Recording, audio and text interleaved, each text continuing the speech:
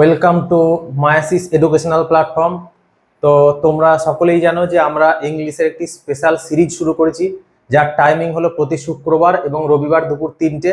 তো আজকে আমরা চলে এসেছি আবার একটা নতুন ক্লাস নিয়ে। তো তার আগে বলে রাখি, তোমরা সকলেই জানো আমাদের অনলাইনের পাশাপাশি অফলাইন ব্যাচও চলে কাটোয়া এবং কান্দ্রাতে। তো আমাদের এখানে প্রত্যেকটা ছাত্রকে বেসিক টু অ্যাডভান্স ধরে ধরে অ্যাসেস করে সবকিছু শেখানো হয়, কম্পিটিটিভের জন্য প্রিপেয়ার করে দেওয়া হয়। তাছাড়া আমাদের পাশাপাশি রিভিশন ব্যাচও চলে। তো তোমরা চাইলে নিচে দেওয়া কন্ট্যাক্ট নাম্বারে আমাদের সাথে যোগাযোগ করতে পারো। আর আমাদের লাইভ ক্লাসের শিডিউল তোমরা জানো, প্রতি শুক্রবার এবং রবিবার দুপুর 3টে।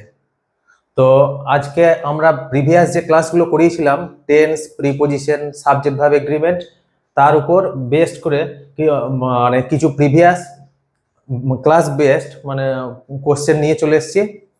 তো এগুলো আসন্ন পিএসসি ক্লার্কশিপ পরীক্ষার জন্য, এমটিএস পরীক্ষার জন্য, এসএসসির সমস্ত পরীক্ষার জন্য খুবই গুরুত্বপূর্ণ। তো চলো শুরু করা যাক আজকের ক্লাস। তো আমরা চলে আসছি প্রথম 1 নম্বর কোশ্চেনে। One of the students are trying to solve the question. One of the students are trying to solve the questions.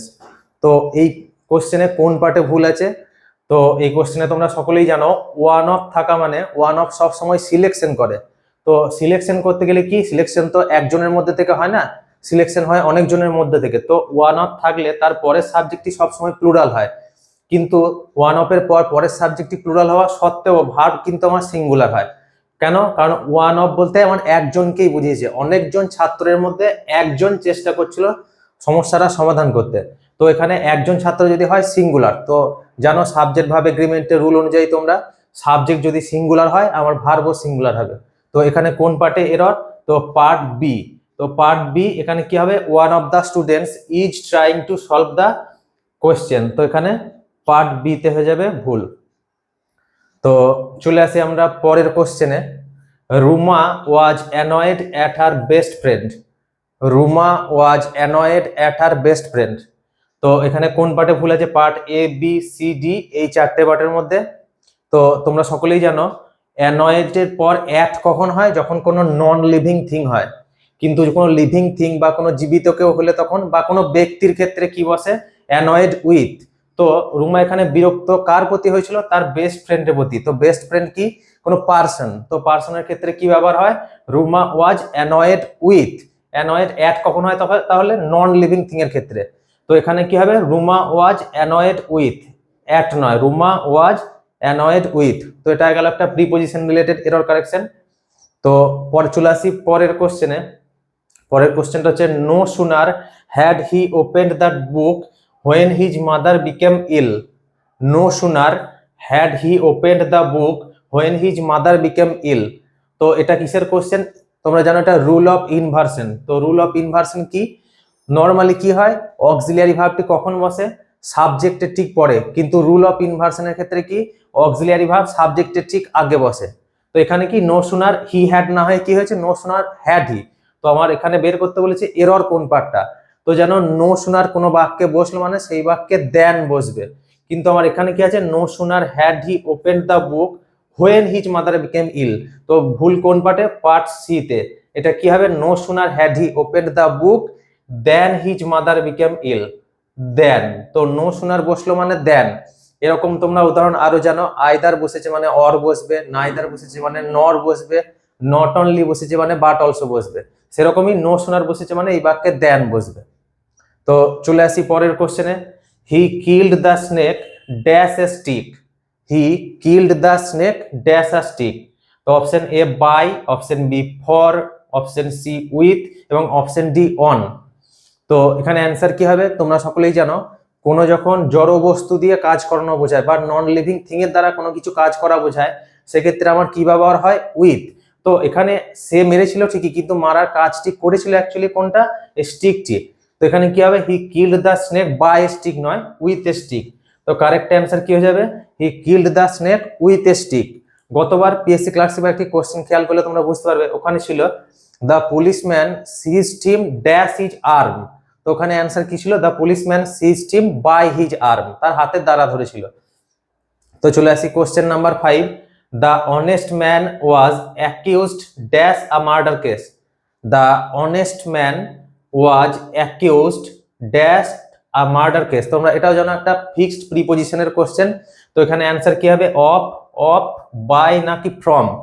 তো এখানে সকলেই জানো তোমরা অ্যাকিউজড এর পর অফ ব্যবহার হয়, কিন্তু তার স্পেলিংটা খেয়াল রাখবে, স্পেলিংটা যেন ভুল না হয়। স্পেলিংটা কি? ও এফ, একটা এফ, সিঙ্গেল এফ। তো এখানে কি হবে? The honest man was accused of a murder case. তো অ্যান্সার কোনটা হবে? অপশন নাম্বার এ, মানে সৎ মানুষটি মানে মার্ডার কেসের অভিযুক্ত হয়েছিল। The honest man was accused of a murder case. বারবার বলছি বানানটা খেয়াল রাখবে, এখানে ও ডবল এফ আছে। তো চলে আসি পরের কোশ্চেনে। He rushed to the hospital after he dash heard the news. He rushed to the hospital after he dash heard the news. তো অপশন কি আছে? অপশন এ তে আছে হ্যাজ, বি তে হ্যাড, সি তে হ্যাভ এবং ডি তে none of this. তো he rushed to the hospital after he dash heard the news. তোমরা এটাও জানো একটা টেন্স রিলেটেড কোশ্চেন, যে অতীতের কোনো দুটি ঘটনা যদি কোনো সেন্টেন্সে বলা থাকে, তো যে ঘটনাটি আগে ঘটেছে তার জন্য কোন টেন্স ব্যবহার হয়? Past perfect tense. এবং যেটি পরে ঘটেছে তার জন্য কোন টেন্স? Simple past tense. তো এটা দেখো, সে হসপিটালে ছুটে গিয়েছিল কি খবরটি শোনার পরে।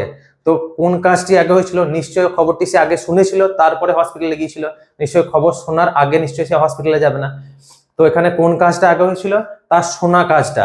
তো হি রাশ টু দ্য হসপিটাল আফটার কি? He had hard the news. কেন? তোমরা জানো যে পাস্ট পারফেক্টের রুল কি? Subject plus had plus ভি3, subject plus had plus ভি3। তো এখানে শোনা কাজটি আগে হয়েছিল, তাই after he had hard the news. আর তারপরে সে হসপিটালে গিয়েছিল, তাই তার জন্য সিম্পল পাস্ট। সিম্পল পাস্টের রুল তোমরা জানো, সাবজেক্ট প্লাস ভি2 প্লাস অবজেক্ট। সেই জন্য হি রাশ টু দ্য হসপিটাল। তো অপশন অনুযায়ী আমার অ্যান্সার কি হবে? Option B, had. তো চলে আসি আমরা পরের কোশ্চেনে, সেন্টেন্স ইমপ্রুভমেন্টের কোশ্চেন। তো এখানে কি আছে? The family consists of 5 members. The family consists of 5 members. তো সেন্টেন্স ইমপ্রুভমেন্ট তোমরা জানো, সেন্টেন্স ইমপ্রুভমেন্ট মানে কি? সেন্টেন্সটি আমার অলরেডি ঠিক, কি করলে আরো বেটার হবে। এটা কিন্তু এরর কারেকশন নয়, ইমপ্রুভমেন্ট অর্থাৎ সেন্টেন্সটি আমার আগে থেকেই কারেক্ট আছে, কি করলে বা এটা চেঞ্জ করে কোন অপশনটা বসালে সেন্টেন্সটা মানেটা একই থাকবে। তো the family consists of 5 member. তোমরা জানো কনসিস্টস অফ মানে হচ্ছে নিয়ে গঠিত হওয়া। তো কনসিস্টের পর কি বসে? আমার ফিক্সড প্রিপজিশন হিসেবে অফ। আবার এটা যদি ব্যবহার না করি, আমরা কি ব্যবহার করি? শুধু কম্প্রাইজেস। কম্প্রাইজেস মানেও নিয়ে গঠিত, কনসিস্টস অফ মানেও নিয়ে গঠিত। তো তোমরা জানো কনসিস্টের পর ফিক্সড প্রিপজিশন হিসেবে অফ বসে, ঠিক তেমনি কম্প্রাইজের পর কোনো প্রিপজিশন বসে না।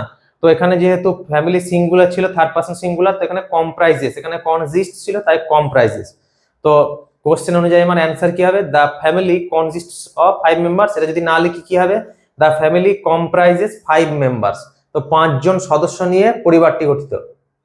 তো চলে আসি আমরা পরের কোশ্চেনে। পরের কোশ্চেনটি হচ্ছে ওয়ান ওয়ার্ড সাবস্টিটিউশনের কোশ্চেন। তোমরা সকলেই জানো যে কোনো পরীক্ষাতেই এরর কারেকশন, সেন্টেন্স ইমপ্রুভমেন্টের পাশাপাশি আমাদের কি থাকে?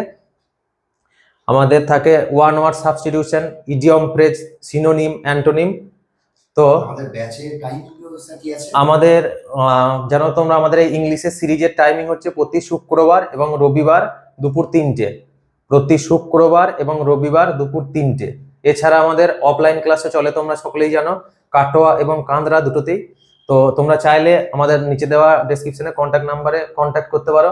আমাদের প্রত্যেকটা স্টুডেন্টকে বেসিক থেকে অ্যাডভান্স পর্যন্ত সবকিছু শেখানো হয়। তাছাড়া বেসিক ব্যাচের পাশাপাশি আমাদের অ্যাডভান্স ব্যাচে চলে, তোমরা সকলেই জানো। তো কেউ তোমরা প্র্যাকটিস ব্যাচে ভর্তি হতে চাইলে তাও হতে পারো। আচ্ছা, ইংলিশ ক্লাসেরটা ইউটিউবে হয় তাই তো? ইংলিশ ক্লাস ইউটিউবে, তাছাড়া আমাদের অফলাইন ব্যাচ যেমন চলে। তো চলে আসে আমরা question number 8। One who is indifferent to pleasure and pain is called as. One who is indifferent to pleasure and pain is called as, অর্থাৎ একজন ব্যক্তি যার দুঃখেও কিছু আসে যায় না, আনন্দেও কিছু আসে যায় না, সেরকম ব্যক্তিকে আমরা কি বলবো? তো অপশন নাম্বার 1 হচ্ছে kind, A kind, B stubborn, C stoic, D apostate. তো তোমরা সকলেই জানো যার দুঃখেও কিছু আসে যায় না, আনন্দেও কিছু আসে যায় না, অর্থাৎ শোকেসে পাথর হয়ে গেছে। তো এখানে অ্যান্সার কি হবে? স্টোইক। তো one who is indifferent to pleasure and pain, এই কোশ্চেনের কারেক্ট ওয়ান ওয়ার্ড কি হবে? Stoic, option number C. তো চলে আসি আমরা কোশ্চেন নাম্বার 9, ইডিয়ম ফ্রেজে কোশ্চেন। তো the idiom phrase catch 22 means. তো এই ক্যাচ 22 এই ইডিয়মের মিনিং কি? অপশন নাম্বার এ হচ্ছে unable to fight, option B unable to decide, option C unable to write, option D unable to think. তো catch 22 এই ইডিয়মটি মানে কি? তো তোমরা জানো ক্যাচ 22 সিচুয়েশন কখন বলা হয়? যখন কোনো ব্যক্তি বা কেউ ডিসিশন নিতে পারে না, ডিসিশন নিতে ব্যর্থ, অর্থাৎ দ্বর্থ মানসিকতায় ভোগে, মানে কোনো ফিক্সড ক্লিয়ার কাট ডিসিশন নিতে পারে না, তখন সেটাকে বলা হয় ক্যাচ 22 সিচুয়েশন। তো এখানে অপশন অনুযায়ী অ্যান্সার কি হবে? Catch 22 means unable to decide, বা এটা ঘুরিয়ে যদি দেয় unable to take decision, same. তো ক্যাচ 22 ইডিয়মটির মানে হলো আনএবল টু ডিসাইড, অর্থাৎ সিদ্ধান্ত না নিতে পারা, এক ধরনের সিদ্ধান্তহীনতায় ভোগা। তো চলে আসি আমরা আজকে লাস্ট কোশ্চেনে। লাস্ট কোশ্চেনটা সিনোনিমের কোশ্চেন। তো the word pinnacle means, the word pinnacle means. তো এখানে তোমরা জানো এখানে সিনোনিম ডাইরেক্ট লিখেও দিতে পারে, অথবা আন্ডারলাইন করে কোনো সেন্টেন্সের মধ্যেও দিতে পারে, বা নর্মালি ওয়ার্ডটা দিয়ে তার মানে কি জানতে চাইতে পারে। তো তিনটে একই, আমার তিনটে বলতে সিনোনিম বা সমার্থক শব্দই জানতে চেয়েছে। তো the word pinnacle means option A lowest point of something, option B cheapest price of something, option C highest point of something, and option D useless. তো পিনাকেল কথাটার মানে কি জানো? একদম উত্তুঙ্গ শিখর বা সর্বোচ্চ শিখর যাকে বলা হয় পিনাকেল। তো অপশন অনুযায়ী আমার অ্যান্সার কি হবে? তো হাইয়েস্ট পয়েন্ট অফ সামথিং। তো অপশন নাম্বার সি হয়ে যাবে correct answer, highest point of something. এটাকে ক্লাইম্যাক্সও বলা হয়। তো পিনাকেলের আরেকটি সিনোনিম কি? ক্লাইম্যাক্স। তো এই ছিল আমাদের আজকে প্রিভিয়াস ক্লাসগুলোর উপর বেস্ট করে কিছু কোশ্চেন। তো কোশ্চেনগুলো তোমরা নোট করবে। আর তোমরা আবার আমাদের ক্লাসের শিডিউল তোমরা জানো, প্রতি শুক্রবার এবং রবিবার দুপুর 3টে, প্রতি শুক্রবার এবং রবিবার দুপুর 3টে। কিছু সাজেশন কোন কোন চ্যাপ্টার দেখে গেলে ভালো হয়? ক্লাসিপে বেশিরভাগ তোমরা যদি ক্লাসিপ ফলো করো কোশ্চেন পেপার, তো তোমরা সেখানে দেখবে এরর কারেকশন সেরকম ডাইরেক্টলি থাকে না, কিন্তু তার মানে এরর কারেকশন রুল আমাকে মুখস্থ করতে হবে, সেটা দেয় ফিল ইন দা ব্ল্যাঙ্কস এর মাধ্যমে। আর গতবারের কোশ্চেন ফলো করলে তোমরা দেখতে পাবে 30টা কোশ্চেনের মধ্যে 16টা কোশ্চেন এসেছিল ফিল ইন দা ব্ল্যাঙ্কস থেকে। তার মধ্যে বেশিরভাগ কোশ্চেন 16টার মধ্যে 7টা ছিল ফিক্সড প্রিপোজিশন থেকে। তো আমাদের ফার্স্ট কাজ হবে প্রিপোজিশনকে গুরুত্ব দেওয়া, তারপর টেন্স, তারপর ভয়েস এসেছিল একটা প্রেজেন্ট কন্টিনিউয়াস থেকে, ন্যারেশন এসেছিল দুটো, একটা মানে রিপোর্টেড স্পিচটা এসেছিল একটা প্রেজেন্ট পারফেক্ট থেকে এবং একটা সিম্পল পাস্ট থেকে। তো আমার ফার্স্ট প্রায়োরিটি হবে টেন্স, তারপর প্রিপোজিশন, তারপর ভয়েস, ন্যারেশন, তার পাশাপাশি সিনোনিম, অ্যান্টোনিম। এবং সিনোনিম যেগুলো এসেছিল সেগুলো খুবই বেসিক, মানে সবই জানা, শুধু অপশন হয়তো দু একটা না জানা থাকতে পারে, কিন্তু ওয়ার্ডটা আমাদের কমন দৈনন্দিন জীবনে ব্যবহার করা কিছু ওয়ার্ড সেগুলো এসেছিল। আবার অ্যান্টোনিমও তাই, অ্যান্টোনিম এসেছিল অ্যাটাক, অ্যাটাকের মানে আশা করি সবাই জানো।